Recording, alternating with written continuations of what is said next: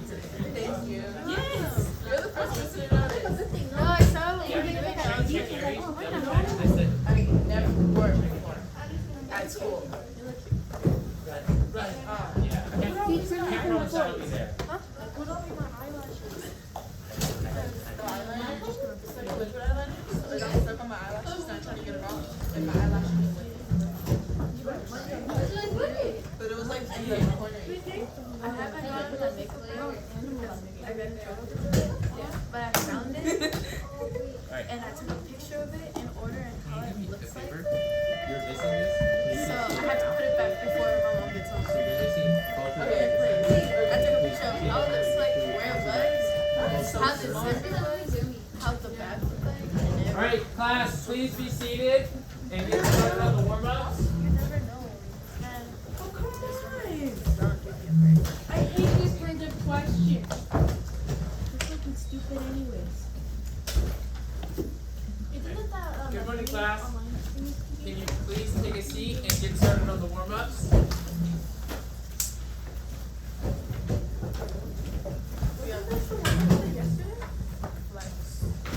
No, that's the one I did yesterday. Very similar, but different. Oh, yeah, flex. Wait, is it Tiger Day? No, that's tomorrow. Oh, Today's Wednesday. the 6th period class?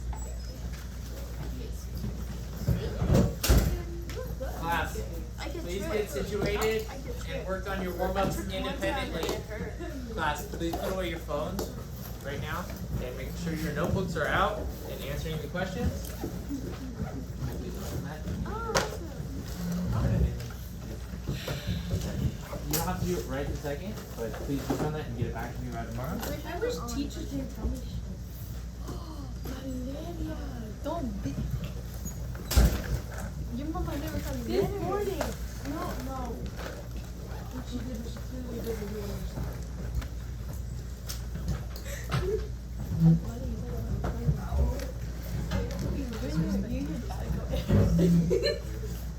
This morning, I had in the first grade, the teacher said, But please work on this back to me. Valeria, Please do this second.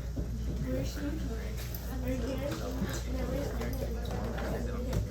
And then she called my name 3 times, and there's no other Valeria.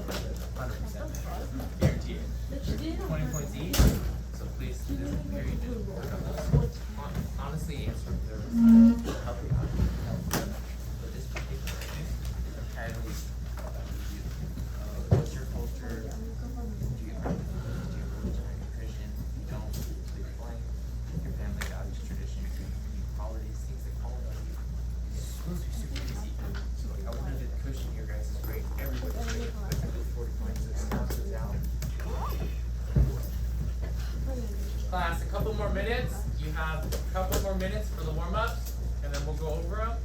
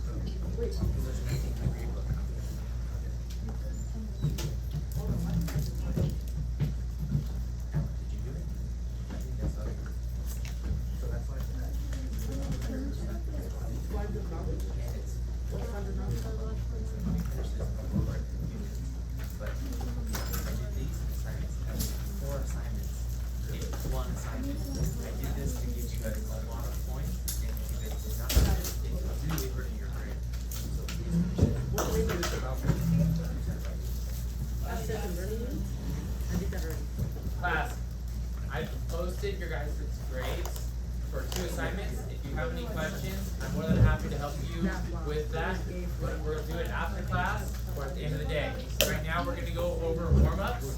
So please make sure your notebooks are open and you are paying attention.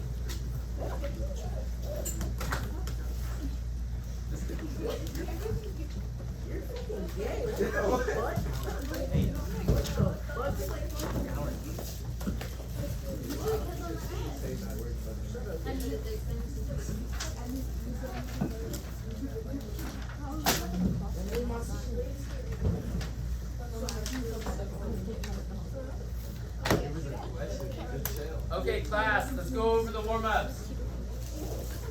Can somebody please help me answer the first one? Can you read the first warm-up question? Alright, very good. Thank you. Class, please quiet down. I can barely hear her. Alright. So the question is, what is the difference between exponential growth and logistic growth? Do you recall? Can you give me the first? Okay, what's the difference? What is the definition of exponential growth? It keeps on going and it doesn't have a step. Awesome, very good, thank you. So, first, understanding this definition, exponential growth.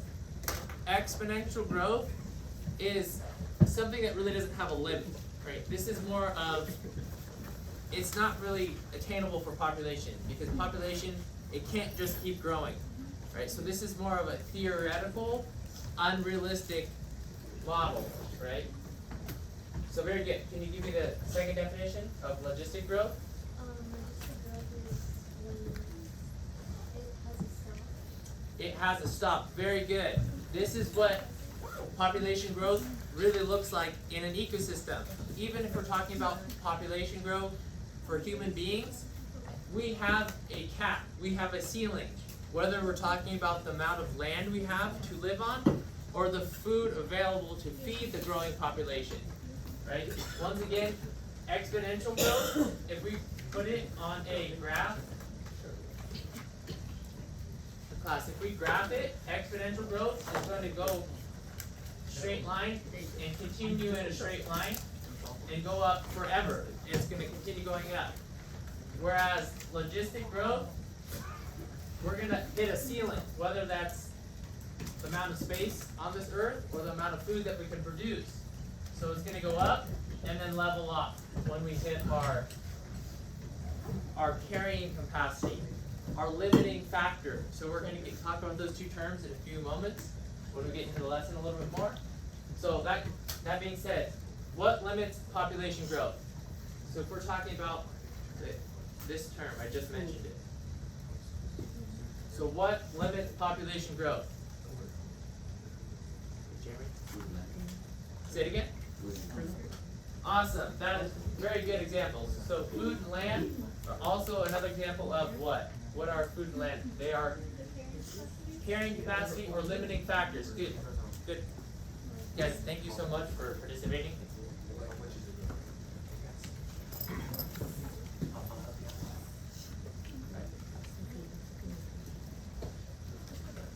Okay, class, today we're going to continue going over the next PowerPoint.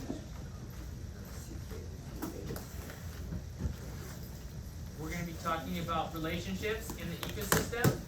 So to kind of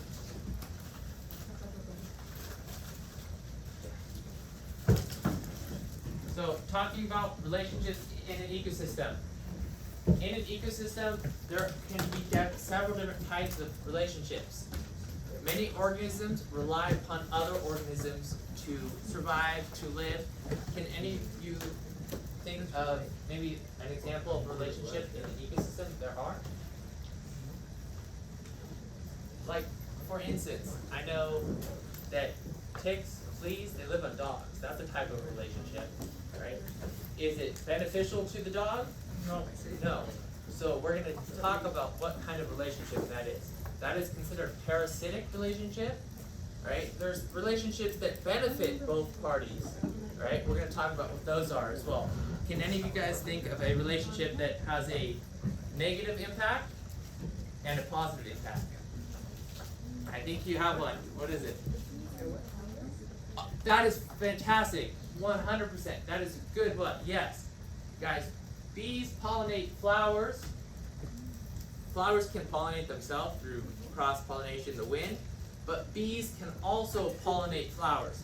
That is a very good type of relationship. We'll get into that in just a second. So, sorry, to reiterate class, make sure you are filling out your guided packets on pages 47 through 49. Once again, I always post, I'm sorry, it's not that big right now. I always post everything in your agenda. It's broken down by date. Wednesday, February 1st. We did the warm-ups. We're going over warm-ups. We're starting the PowerPoint. You should be following along on your guided notes, pages 47 through 49. I am going to be collecting your packets this Friday. There is a submission link for your packets, so make sure you guys are following along.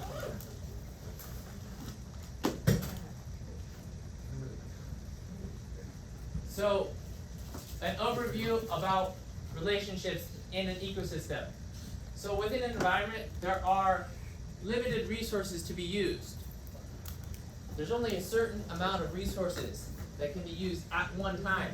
These resources might be renewable, they might be able to regenerate, but at one point in time, there are a limited amount of resources that can be used. So many organisms share a habitat. We know that. We know there are many organisms within an ecosystem that share the space they have. They share some of the food, some of the resources. So they share a habitat. This term that you should fill in your guided notes is habitat is an actual area in this ecosystem where organisms live, including all of its abiotic and biotic resources. Class, can somebody tell me what abiotic factors are in an ecosystem? What are abiotic factors? Michael, can you help me out real quick? What are abiotic factors? What is this? One more time? Solids? Can you, the sun? Alright, very good. Non-living things. Alright, thank you guys. So, abiotic factors are non-living things, and biotic factors are what? And biotic factors are what? Thank you. Biotic factors are non-living things. abiotic factors Are living things. are living things. Very good. Thank you. So, in the habitat is the actual area where ecosystems, where organisms live, including all the abiotic and biotic factors. Each organism has its own unique niche. Its own unique niche. A niche is all of the things that an organism needs and does within its habitat. So a certain type of worm will live in a certain area and eat a certain type of food. It doesn't share its needs, its space with a type of like lion or a different type of cricket. So it occupies its own niche. So we're going to talk about the interaction. So this leads to interaction and relationships between two organisms.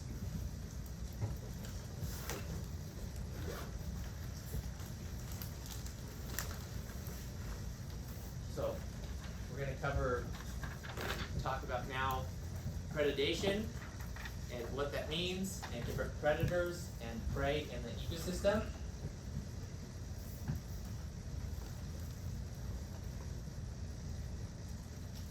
Class, can anybody give me an example of a predator? What do they think is a predator? Go ahead. A what? A lion. Awesome. Good job. Absolutely. Lions are definitely predators, right? So a lion or one animal kills and eats another for food, right? So if the lion is our predator, what is typically prey for a lion? What? Okay, I mean, yes, it's similar. Gazelles, deer, whatever. So it's some other creature that a lion eats. Very good. So again, a lion is a predator. It's an organism that hunts and kills another for food. If we talked about a deer, not necessarily a lion would eat. It could eat deer, different environment. But a lion eats prey. A prey can be deer, it can be gazelles, it can be zebras, it can be giraffes. So it's an organism that is killed and consumed for food. Right, we just gave some examples. So a lion is a predator. It eats maybe gazelles. A bear is a predator. It eats salmon. Salmon is the prey. We've talked about this in the chapter on population. But this is a very key part that we will cover today as well. The two, predator and prey, always stay in balance. They stay very similar to each other. Right? If the number of prey increases, the number of predators can also increase. But if the number of predators increase, the number of prey decreases. They follow hand in hand. And in a second, I'll put up a graph that really illustrates that. Sorry. Once again, so what is happening from A to B? So right here, A, this line, is the predators. Prey. If prey increases, class, if prey increases, what is happening to predators? Are predators decreasing or are they increasing? What is it? Can you say it again? We said prey. Prey is increasing. What has happened to predators? Say it one. What is it? What is it? Increasing. They go hand in hand. They follow each other. So if prey increases, predators will increase as well. However, once predators increase, what happens to the food, available food? It goes down as well. So once predators increase, prey decreases. So it's a cycle that goes, it maintains a balance. So that is very good in an ecosystem because it maintains a balance. So we're going to talk about a keystone species. This is another important term, class, that you should definitely be filling out in your guided notes. A keystone species is a species that holds the ecosystem together. Now, why do you think predators make good keystone species? Or what is it about a predator that is really important for the ecosystem? Can you guys do four work together?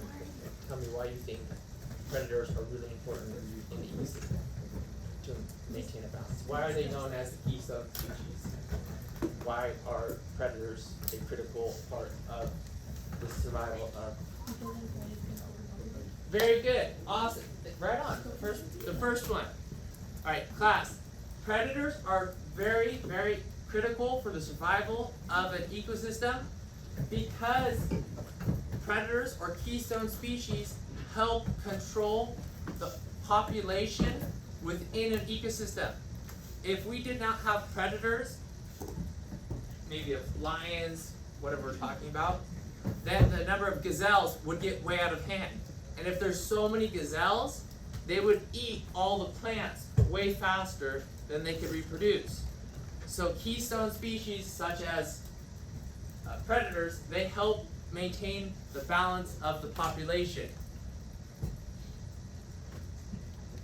So once again, class, make sure you have this key word copied down in your guided notes. Okay, class, we just have a couple more slides to cover today, and then we're going to pick up tomorrow. So we're going to be talking about competition. Competition, there are several different types of organisms that compete in an ecosystem, but first and foremost, the definition of competition is a relationship that exists between two or more organisms that are fighting for the same limited resource. Alright, for example, if we're talking about, maybe we're talking about salmon in a stream, right? Bears and maybe some type of birds eat salmon, right? So they're competing for the fish, right? So they're competing for a limited resource. Salmon, at one time there's a lot of salmon. However, they're not endless, so they are a limited resource. But, so if we were talking about competition, competition can be two forms. You can have competition between different species. Like we can compete for food between a lion and hyenas. They're competing for a food source, a meat source. Or we could be talking about competition between two lions.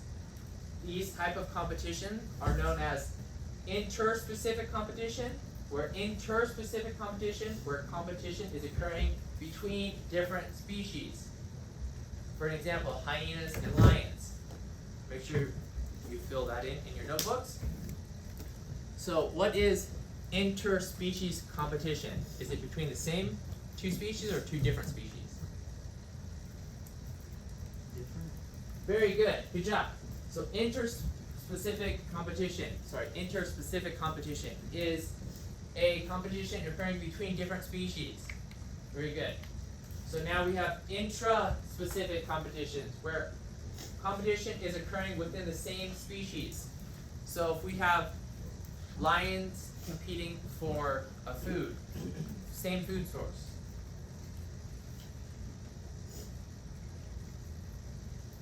Class, are you good? Can I move on? There was a couple of blanks you needed to fill in from this page. Good?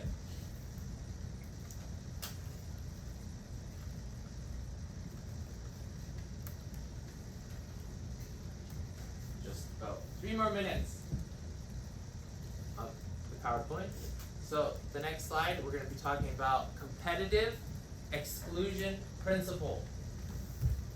The competitive exclusion principle says that no two organisms can occupy the same niche at the same time.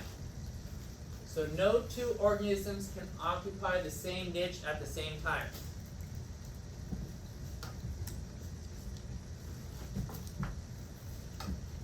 So this is known as competitive exclusion principle. No two organisms can occupy the same niche at the same time. If the organisms are very different, one is probably better fit than the other. And if the organisms are similar, it will take a fight to see who will win. The loser will have to find a different niche to occupy. Alright, we saw this kind of in the Lion King. You guys can think about that scene there with the hyenas.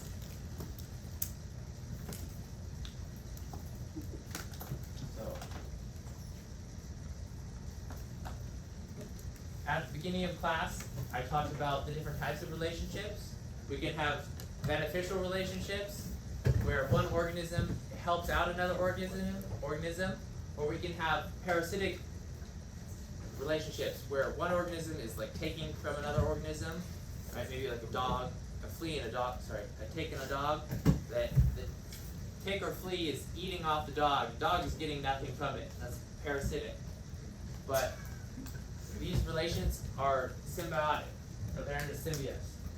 So it's any interaction that involves a close, physical, long-term relationship between two species. One species always benefits.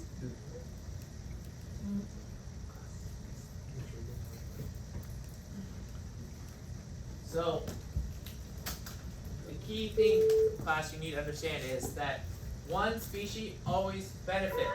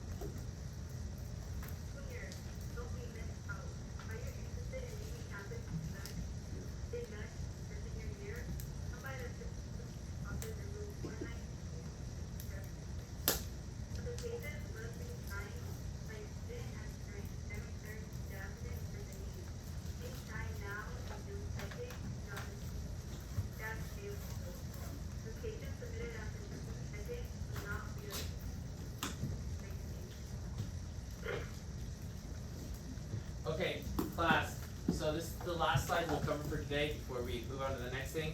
But remember, so a symbiose is any interaction that involves a close, physical, long-term relationship between two species.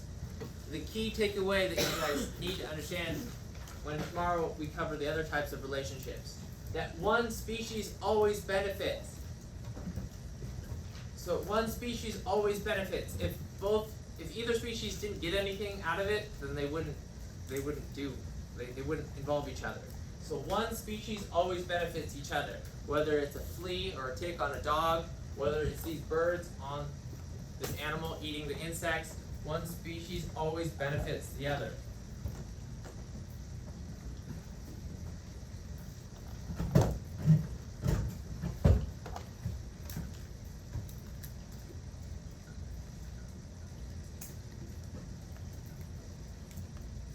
Sorry, I was mistaken, class. We have 2 more slides, and then we'll take a break. So the next type of relationship, or one type of relationship, is it's parasitic. So where one organism, or the parasite, benefits from the relationship, while the other organism, the host, is harmed. Right? So we see this in example. Can somebody give me an example of what they might think is a parasitic relationship? I gave you one example already. I gave you an example of a tick or a flea on a dog. Can you think of another parasitic relationship? What? Lice on humans? Awesome. Yes, very good. Another example? Class, are you familiar with maybe different worms in a dog? You have tapeworms in dogs. What's that? Very good. That's a good one. So another one could be tapeworms, or any type of worms. Class, we can get worms in our bodies too. So the worm is benefiting by taking the nutrients, it's taking energy from our bodies. We're not getting anything out of it. It's actually harming us. Alright? But the important thing to know is the organism, the parasite, is not going to kill the host immediately, right? So it's crucial in the parasitic relationship that the parasite does not kill the host. Why do you think the parasite's not going to kill the host? Awesome, very good. It needs it to survive. It wants its food, it wants a place to reproduce. So for the host relationship to persist, each population must not have a devastating effect on the other. The parasite must be allowed for the host to live long enough for the parasite to survive and spread. If it kills it off, it's not going to have opportunity to grow and to continue reproducing.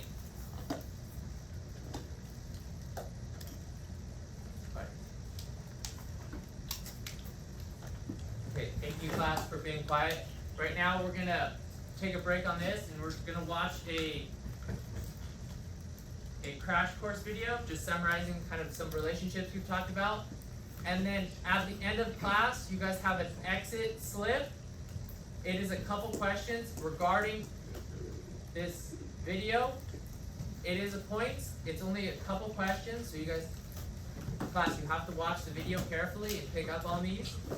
And then that should finish up class. In our series on biology, we spent many weeks together talking about the physiology of animals and plants and how cells work together to make tissues, to make organs, to make organ systems, to make us the hunks of meat and vegetables that we are. And understanding the whole organism, it's important to know what's going on at all those levels. And the same is true for ecology.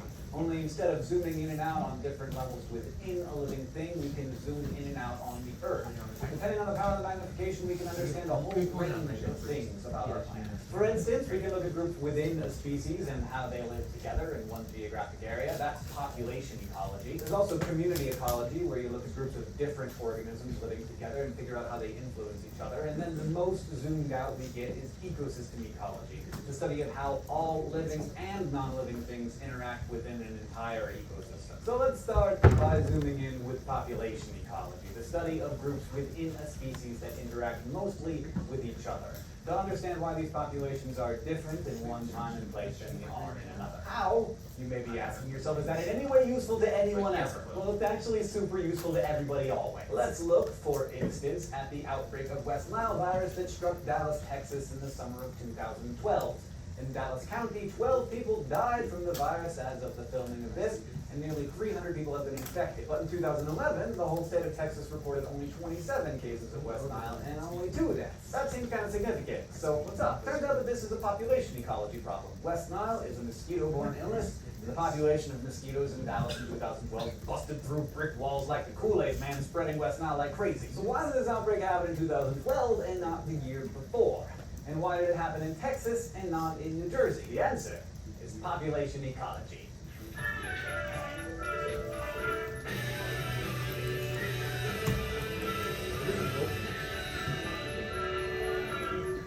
Before we start solving any disease outbreak mysteries, we gotta understand the fundamentals of population ecology. For starters, a population is just a group of individuals of one species who interact regularly.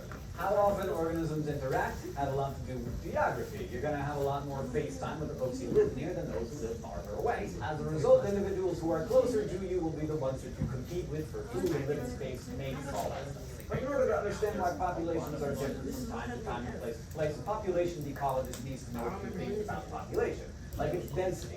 In this instance, how many mosquitoes there are in the greater Dallas area that might come into contact with each other. A population's density changes due to a number of factors, all of which are pretty intuitive. It increases when new individuals are either born or immigrate, that is human being, and it decreases because of deaths or emigration or individuals moving out. Simple enough, but as a population ecologist, you also need to know about the geographic arrangement of the individuals within the population. This is their dispersion. Like, are the mosquitoes all come together? Are they evenly spaced across the county? Is there some kind of random spacing? The answer to these questions gives scientists a snapshot of population at a given moment. To figure out a puzzle like the West Nile outbreak, which involves studying how a population is changed over time, you have to investigate one of population ecology's simple principles: population growth. There are all kinds of factors that drive population growth, moving very radically from one organism to the next. Things like fecundity, how many offspring an individual can have in a lifetime, make a huge difference in the size of the population. So for instance, why do mosquito populations seem to grow so quickly, while the endangered black rhino may never recover from a single act of poaching? For starters, mosquitoes can have 2,000 offspring in their 2-week lifetime, while the rhino can have like 5 in 40 years. Still, the population doesn't usually or even ever grow to its full potential, and it can't keep growing indefinitely. To understand how fast or slow and high or low a population actually grows, you need to focus on what's keeping growth in check. These factors are appropriately called limiting factors. Say you're a mosquito in Dallas in 2011, year before the outbreak.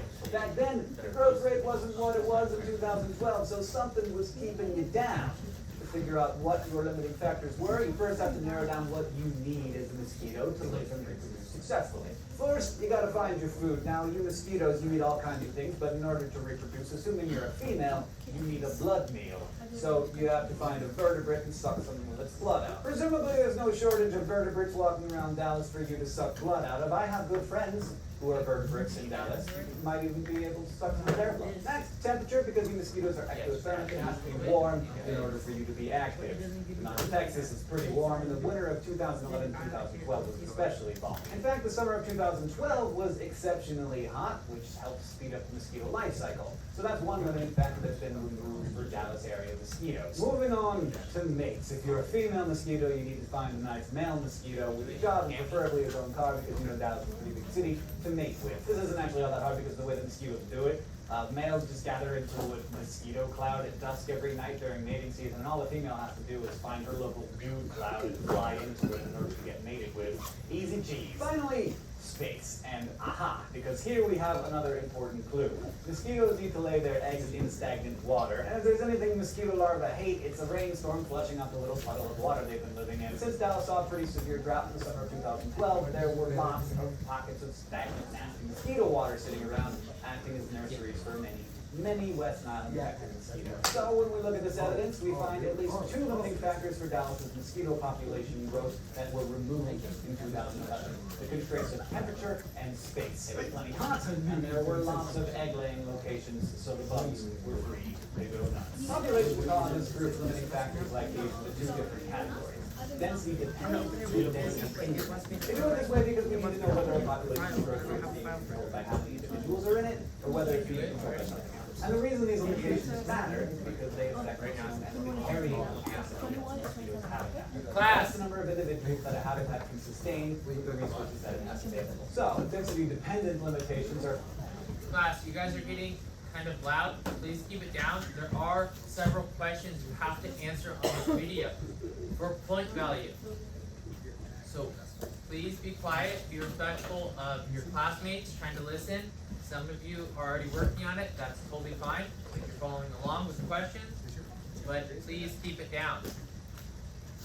Factors that inhibit growth because of the environmental stress caused by population size. For example, there may simply not be enough food, water, and space to accommodate everyone. Or maybe because there are so many individuals, a nearby predator population explodes, which helps keep the population in check. Things like disease can also be a density-dependent limitation. Lots of individuals living in close quarters can make infections spread like crazy. Now, I don't think that the Dallas mosquitoes are going to run out of vertebrates to dine on anytime soon, but let's say hypothetically that the explosion of local mosquito populations caused a similar explosion number of Mexican green-billed bats, the official flying mammal of the state of Texas. And they eat mosquitoes. That would be a limiting factor that is density-dependent. More mosquitoes leads to more bats, which leads to fewer mosquitoes. It's pretty simple. When density-dependent limitations start to kick in and start to limit the population's growth, that means that the habitat's carrying capacity. The other kind of limiting factor, the density-independent ones have nothing to do with how many individuals there are or how dense the population is. A lot of times these limitations are described in terms of some catastrophe, a volcanic eruption, a monsoon, a Chernobyl. In any case, some crucial aspect of the population's lifestyle changes enough that it makes it harder to get by. These factors don't have to be super dramatic. Going back to mosquitoes, say in 2013, there's a huge thunderstorm, a real gully washer in Dallas every day for 3 months. That's going to disturb the clutches of mosquito eggs hanging out in the stagnant water, so the number born that year would be substantially smaller. By the same token, if the temperature swung the other way and it was unseasonably cold all summer, the bug's growth rate would drop. Now the truth is, there are 1.5 billion situations, both big and small, that could lead to a population either reaching its carrying capacity or collapsing because of external factors. It's a population ecologist's job to figure out what those factors are. And that is what math is for. Our friend Matt says that any population of anything will grow exponentially unless there's some reason that it can't. Exponential growth means that the population grows at a rate proportional to the size of the population. So here at the beginning of 2012, we might only have had 1,000 mosquitoes in Dallas, but then, after say 1 month, we got 3,000. Now with 3 times as many reproducing mosquitoes, the population grew 3 times as fast as when there were 1,000. So then there are 9,000, at which point it's growing 3 times as fast as when there were 3,000, and on into infinity. And in this scenario, the mosquitoes are all carrying capacity, my kind's covered, but there's no stopping us. But you know what doesn't really happen? I mean, it can happen for a while. Humans have been on an exponential growth curve since the Industrial Revolution, for example. But eventually, something always knocks the population size back down. That thing might be a density-dependent factor like food scarcity or an epidemic, or a density-independent one like an asteroid that takes out the whole continent. Regardless, this exponential growth curve can't go up forever. And when those factors come into play, a population experiences distant growth. This means the population is limited to the carrying capacity of its habitat, which, when you think about it, ain't too much to ask. See how this graph flattens up at the top? The factor that creates that plateau is almost always a density-dependent limitation. As you add mosquitoes, eventually the rate of population growth is going to slow down because they run out of food or space. And when we get to where that number levels off, that number is the carrying capacity of the mosquito population in that particular habitat. Now, let's apply all of these ideas using a simple equation that will allow us to calculate the population growth of anything we feel like. I know it's math, but wake up because this is important. The city of Dallas is depending on you. So, let's calculate the growth of Dallas mosquito population. All we have to do to get the rate of growth, that's R, is take the number of births minus the number of deaths, divide that all by the initial population size, which we generally just call N. So let's say we start with an initial population of 100 mosquitoes. And each of those mosquitoes spreads an average of 2 weeks, so our deaths over a span of 2 weeks will be 100. Half of these mosquitoes are going to be female, so 50 of them. And they can produce about 2,000 babies in their lifetime, so that's times 2,000. Ooh, so 59 mosquitoes times 2,000 babies per mommy, and you get births equaling 100,000 little baby mosquitoes. Once we plug in all the numbers into this equation, even though this is totally a hypothetical, we will see the true scope of Dallas's mosquito problem. So, blink, in 2 weeks the population had 100,000 babies and only 100 of them died, so this is a population growth rate, if you do the math, of 999. This means that for every mosquito out there at the beginning of 2 weeks, there will be 999 more at the end of 2 weeks. That is a 99,800% increase by Thor's hammer. Again, these are hypothetical numbers, but it gives you a sense of how a population can just go out of control when all the factors that we talk about go in its favor. You guys haven't even seen trouble until you see what the graph of human population looks like over the last couple of millennia. But to find out more about that, you're going to have to join us next week. Until then, thank you for watching this episode of Crash Course Ecology, and thanks to everyone who helped put it. All right, class, you have as your exit slip, this is worth points right now. Please open up the exit slip right below agenda for today, Wednesday, February 1st. There are several questions regarding this video that you need to answer. So if you were following along, some of you were answering them as the questions came up. That was awesome. Good job. If you have not answered these, please get out your Chromebook and answer these questions. It won't take but a couple minutes, so please open up your Chromebook and work on these now. Class, I'm just giving you more opportunities for points and staying on top of things. So in class right now, make sure you're completing this. There are only a couple questions that you can complete in a few minutes if you work on this now.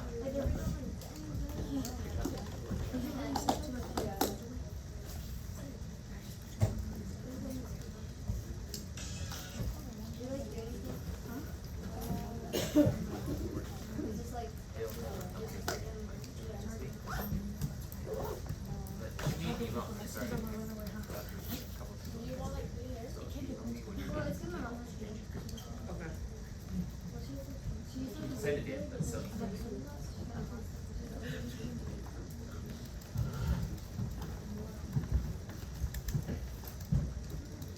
Class, thank you so much for being quiet and cooperating today. And thank you for those who already completed the assignment for being on top of it. If you guys have not already, please complete this. It is 5 points. It is just a couple questions that you can finish in class right now. Do you need help writing it, or do you want to open it right now? No. Did you already answer the question? Do you want to read the question? That's why I have my phone on. No. What's like?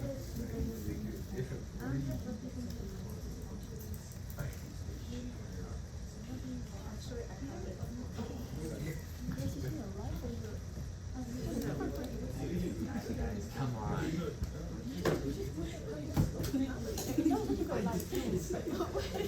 Alright, class, please make sure this is completed. You have just a couple more minutes.